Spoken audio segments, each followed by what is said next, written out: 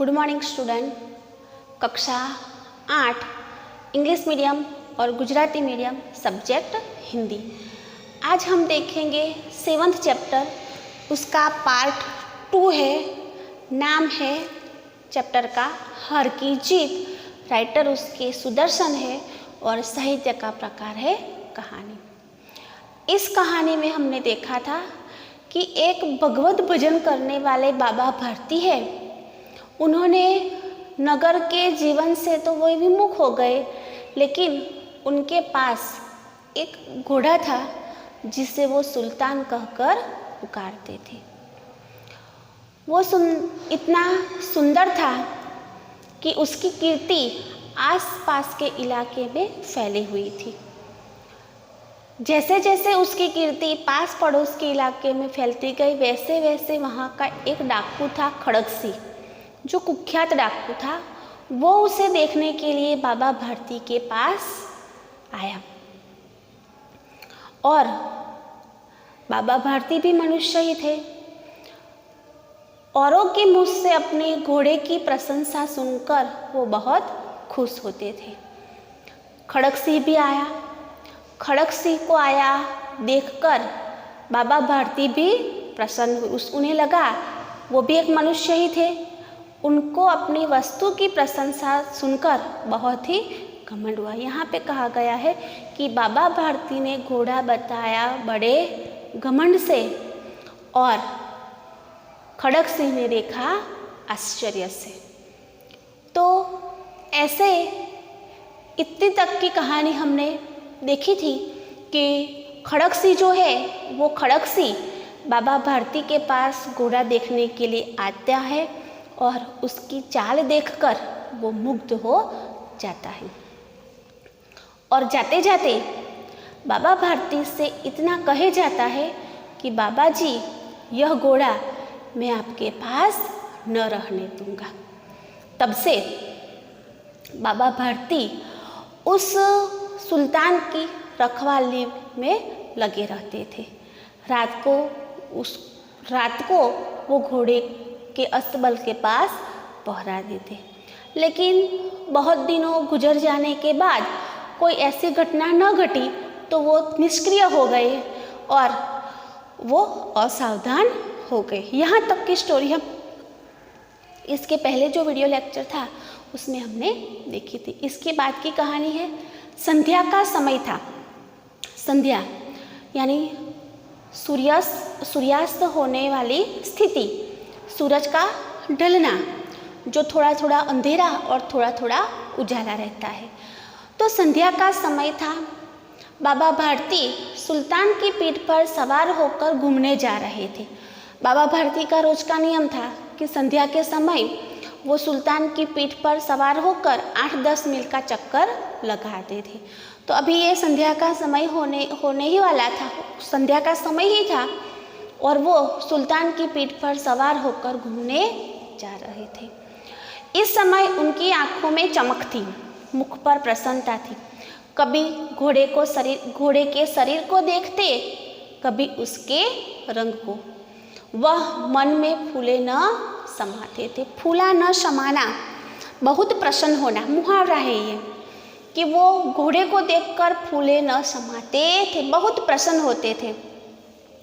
सहसा एक ओर से आवाज आई, ओ बाबा, इस कंगले की सुनते जाना। कंगला यानी गरीब, सहसा यानी अचानक। अचानक एक ओर से आवाज आई कि ओ बाबा, इस कंगले की, इस गरीब की सुनते जाना। आवाज में करुणा थी। करुणा यानी दया, दुख। उसकी जो आवाज थी उसमें करुणा थी। बाबा ने घोड़े को रोक लिया। देखा एक अपाहिज वृक्ष की छाया में पड़ा कराह रहा है। अपाहिज यानी अपंग अथवा उसको कहते हैं विकलांग। कराहना, कराहना यानी मुंह से दर्द भरी आवाज निकालना। उस कंगले को ने, कंगला यानी गरीब था और उसकी आवाज में दया थी, करुणा थी और उसने कहा कि बाबा, इस कंगले की सुनते जाना। जो एक वृक्ष की छाया में करा रहा था। बोले क्यों, तुम्हें क्या कष्ट है? अपाहिज ने कहा हाथ जोड़कर, बाबा मैं दुखियारा हूँ, मुझ पर दया करो। रामवाला यहाँ से 3 मील है, मुझे वहीं जाना है, घोड़े पर चढ़ा लो, परमात्मा भला करेगा। पास ही रामवाला गांव है, वहाँ उसे जाना है, तो आप कृपा करके मुझे घोड़े पर बिठा लो और मुझे वहाँ पहुँचा दो। बाबा भारती उससे पूछते कि वहाँ तुम्हारा कौन है? जो गरीब है वो कहता है कि दुर्गा दत्त वैद्य का नाम तो आपने सुना होगा, उनका सौतेला भाई हूँ। दुर्गा दत्त वैद्य का मैं सौतेला भाई हूँ और मुझे वहाँ पर जाना है। बाबा भारती ने घोड़े से उतरकर अपाहिज को घोड़े पर बिठा लिया और स्वयं उसकी लगाम पकड़कर धीरे धीरे चलने लगे। सहसा उन्हें एक झटका सा लगा और लगाम हाथ से छूट गई। वो जो अपाहिज है उसे घोड़े पे बिठाते हैं और स्वयं घोड़े की लगाम पकड़कर वो चल रहे हैं और अचानक ही एक झटका सा लगा और उनके हाथ से लगाम छूट गई। उनके आश्चर्य का ठिकाना न रहा, बहुत आश्चर्य, विस्मय होना जब उन्होंने देखा कि अपाहिज घोड़े की पीठ पर तनकर बैठा है और घोड़े को दौड़ाए लिए जा रहा है। और वो अपाहिज जिन्हें उन्होंने घोड़े पे बिठाया है, वो अपाहिज घोड़े पे तनकर बैठा है। अपाहिज था, पहले तो वो ऐसे नहीं बैठा हुआ था, अब उसने लगाम पकड़कर तनकर बैठा हुआ है और घोड़ा को दौड़ाए लिए जा रहा है। उनके मुख से भय, विस्मय और निराशा से मिली हुई चीख निकली। भय यानी डर से, विस्मय यानी आश्चर्य और निराश यानी हताशा से भरी हुई एक चीख निकल गई। वह अपाहिज डाकू खड़गसिंह था और वो अपाहिज और कोई नहीं, डाकू खड़गसिंह था। बाबा भारती कुछ देर तक तो चुप रहे। इसके पश्चात कुछ निश्चय करके पूरे बल से चिल्लाकर बोले, जरा ठहर जाओ। खड़गसिंह ने आवाज़ सुनकर घोड़ा रोक लिया। उसकी गर्दन पर प्यार से हाथ फेरते हुए कहा, बाबा जी यह घोड़ा अब न दूंगा। क्योंकि खड़गसिंह पहले भी उन्हें कहकर गया था कि यह घोड़ा मैं आपके पास न रहने दूंगा। जैसे ही खड़गसिंह के पास घोड़ा आ गया, उसने घोड़े पे गर्दन पर हाथ फेरते हुए कहा, बाबा जी यह घोड़ा अब मैं आपको वापस न दूंगा, मगर एक बात सुनते जाओ। बाबा भारती ने कहा कि तुम एक बात सुनते जाओ। खड़गसिंह ठहर गए। बाबा भारती ने निकट जाकर उसकी ओर ऐसी आंखों से देखा जैसे बकरा कसाई की ओर देखता है। फिर कहा, यह घोड़ा तुम्हारा हो चुका, मैं तुमसे इसे वापस करने के लिए नहीं कहूँगा, परंतु खड़गसिंह केवल एक प्रार्थना करता हूँ, उसे अस्वीकार न करना, नहीं तो मेरा दिल टूट जाएगा। दिल टूटना यानी निराश हो जाना, दिल टूटना यानी निराश हो जाना। खड़गसिंह घोड़ा दौड़े लिए जा रहा था तो बाबा भारती ने उसे कहा कि तुम ठहरो, एक बात मेरी सुनते जाओ, और उसकी ओर ऐसी कातर दृष्टि से देखा जैसे बकरा कसाई की ओर देखता है। और बाबा भारती ने कहा कि ये घोड़ा तो अब तुम्हारा हो चुका, मैं इससे अब तुम्हारे पास से वापस देने के लिए नहीं कहूँगा, लेकिन एक प्रार्थना है मेरी, एक विनती है तुमसे, और उसका तुम अस्वीकार न करना, नहीं तो मेरा दिल टूट जाएगा। बाबा जी आज्ञा कीजिए, मैं आपका दास हूँ, केवल यह घोड़ा न दूंगा। खड़गसिंह कहता है कि बाबा जी आज्ञा दीजिए, जो कहोगे मैं आप करूँगा, लेकिन मैं आपका दास हूँ, दास यानी सेवक, मैं आपका सेवक हूँ, लेकिन ये घोड़ा वापस न करूँगा और सब कुछ करूँगा। अब घोड़े का नाम न लो, तुमसे इसके विषय में कुछ न कहूँगा। मेरी प्रार्थना केवल यह है कि इस घटना को किसी के सामने प्रकट न करना। कौन सी बात कही यहाँ पे कि इस घटना को, यानी तुमने मेरे से किस तरह इस घोड़ा हथिया लिया, इसकी बात तुम किसी और के सामने मत करना। खड़ग सिंह का मुंह आश्चर्य से खुला रह गया। मुंह आश्चर्य से खुला रह जाना मुहावरा है, उसका अर्थ होगा बहुत आश्चर्य होना।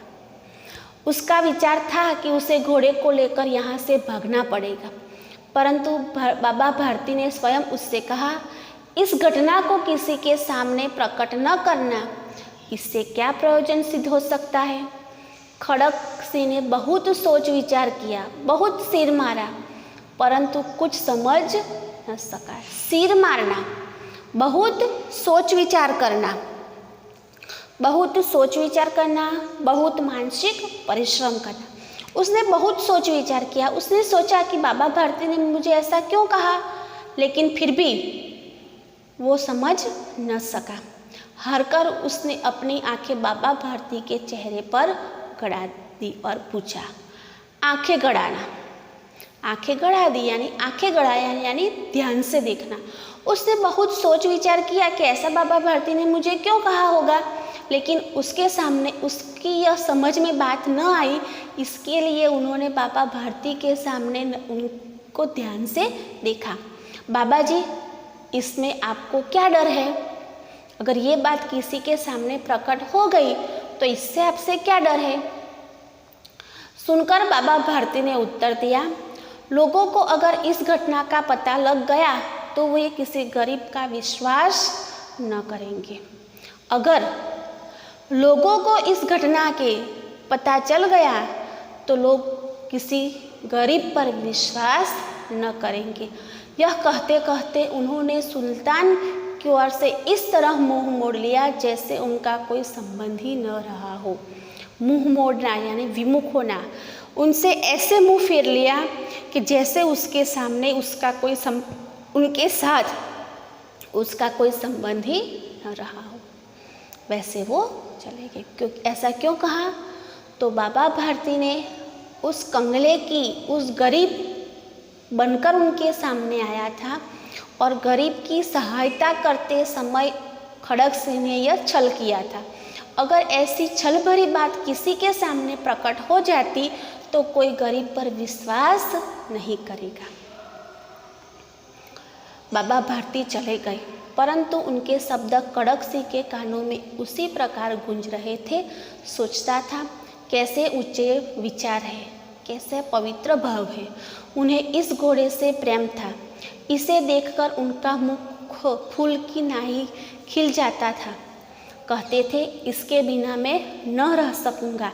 इसकी रखवाली में कई रात सोए नहीं। भक्ति भजन न कर रखवाली करते रहे, परंतु आज उनके मुख पर दुख की रेखा तक दिखाई न पड़ती थी।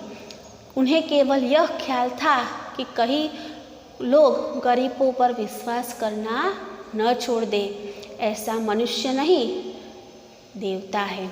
ऐसा मनुष्य नहीं, मनुष्य नहीं क्या है? देवता है। खड़ग सिंह ने बहुत सोचा कि जो शब्द थे डाकू बाबा भारती के जो शब्द थे उनके माइंड में वो गूंजते रह गए और उनके कानों में ऐसे गूंज रहे और उन्होंने सोचा कि एक वक्त था जब बाबा भारती कहते थे कि मैं सुल्तान के बिना न रह सकूंगा, लेकिन आज है उन्हें अपने सुल्तान की नहीं, अपने घोड़े की नहीं, लेकिन गरीबों की फिक्र है और उन्हें कहीं लोग गरीबों पर विश्वास करना न छोड़ दे। ऐसा लगता है तो ये मनुष्य नहीं, देवता ही है। रात्रि के अंधकार में खड़ग सिंह बाबा भारती के मंदिर में पहुंचा। चारों ओर सन्नाटा था। सन्नाटा यानी खामोशी। इसके पहले हमने देखा था कि उनके मुख पर दुख की एक रेख तक दिखाई न दी थी। रेख यानी चिन्ह, निशानी। दुख उनके मुख पर ऐसा कोई दुख का कोई भाव ही न था कि जिनके कारण वो दुखी हो ऐसा लगे। रात्रि के अंधकार में खड़ग सिंह बाबा भारती के मंदिर पहुंचा। चारों ओर सन्नाटा था। आकाश में तारे टिमटिमा रहे थे। थोड़ी दूर पर गांव के कुत्ते भौंक रहे थे। मंदिर के अंदर कोई शब्द सुनाई न देता था। खड़क सिंह सुल्तान की बांग पकड़े हुए था। वह धीरे धीरे अस्तबल के फाटक पर पहुंचा। फाटक खुला पड़ा था। किसी समय वहां बाबा भारती स्वयं लाठी लेकर पहरा देते थे, परंतु आज उन्हें किसी चोरी, किसी डाके का भय न था। खड़क सिंह ने आगे बढ़कर सुल्तान को उसके स्थान पर बांध दिया और बाहर निकलकर सावधानी से फाटक बंद कर दिया। इस समय उसकी आंखों में नेकी के आंसू थे। दिन में संध्या के समय जिन्होंने बाबा भारती के पास छल करके सुल्तान को प्राप्त कर लिया था, वही खड़क सिंह का हृदय परिवर्तन हो गया और उसने चुपचाप रात्रि में आकर खड़क सिंह ने वो घोड़ा सुल्तान जो बाबा भारती का था, उनके मंदिर के अस्तबल में आकर बांध दिया। रात्रि का तीसरा प्रहर बीत चुका था। चौथा प्रहर आरंभ होने ही वाला था। होते ही बाबा भारती ने अपनी कुटिया से बाहर निकल ठंडे जल से स्नान किया। उसके पश्चात इस प्रकार जैसे कोई स्वप्न में चल रहा हो, उनके पांव अस्तबल की ओर बढ़े, परंतु फाटक पर पहुंचकर उनको अपनी भूल प्रतीत हुई। साथ ही घोर निराशा ने पाँवों को मन भर का बना दिया। वे वहीं रुक गए। देखो, रोज का नियम था, तीसरा प्रहर बीत जाने के बाद जैसे ही चौथा प्रहर शुरू होता, प्रारंभ होता, वैसे ही वह ठंडे जल से स्नान कर लेते थे और फिर किस ओर जाते थे तो सुल्तान को देखने के लिए। लेकिन यहाँ पर जैसे ही उस तरफ गए, जैसे स्वप्न में चल रहे हो, वैसे ही वो वहाँ पर चले। लेकिन वहाँ जाकर उनको अपनी भूल प्रतीत हुई। यानी भूल, कौन सी भूल? कि खड़क सिंह उनके पास से सुल्तान को ले गया था।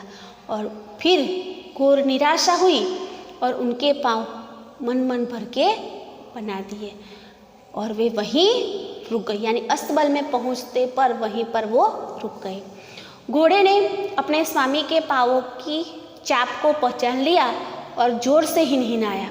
सुल्तान था, उसने अपने स्वामी यानी बाबा भारती के पाँवों की जो चाप थी उसे पहचान ली और वो हिनहिनाया। बाबा भारती आश्चर्य और प्रशंसा से दौड़ते हुए अंदर घुसे और अपने प्यारे घोड़े से गले लिपटकर इस प्रकार रोने लगे मानो कोई पिता बहुत दिनों से बिछड़े हुए पुत्र से मिल रहा हो। बिछुड़ना यानी जुदा होना। सुल्तान से ऐसे रो रहे थे जैसे बहुत दिनों के बाद बिछड़े हुए पिता पुत्र मिल रहे। बार बार उसकी पीठ पर हाथ फेरते, बार बार उसके मुंह पर थपकियाँ देते। फिर वे संतोष से बोले, अब कोई गरीब की सहायता से मुंह न मोड़ेगा। अब उन्हें लगा कि अब कोई गरीब की सहायता करने से मुंह नहीं मोड़ेगा। यानी इस कहानी में बाबा भारती हारकर भी जीत गए और खड़क सिंह जीत भी उसकी हार में बदल गई।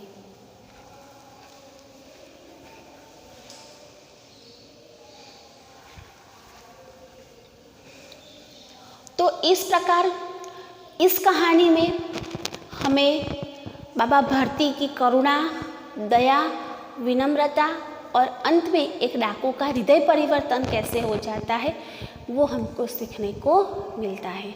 तो विद्यार्थी मित्र, इसकी एक्सरसाइज अच्छे से लिखना, होमवर्क करना। Thank you.